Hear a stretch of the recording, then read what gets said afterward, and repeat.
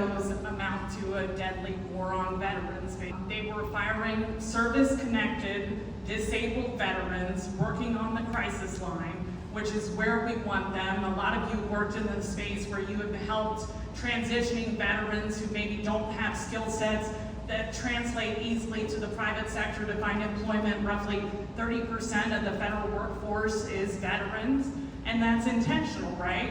And where do we want service-connected disabled veterans in particular? It's on the crisis line, so that when the person's in crisis, they're reaching a peer who understands, their perspective and experiences. A lot of people are more familiar with PTSD, which, has a lot of symptoms of hypervigilance, and that is more easily recognized by clinicians. But there's another side called moral injury that I mentioned before, that's more like a wound to your soul or from something that you witnessed that sort of violates your moral compass and your essence of what is right and wrong. And that can be a compounding factor that leads veterans into crisis, and that will cause veterans to introvert into themselves, to not be comfortable sharing their experiences.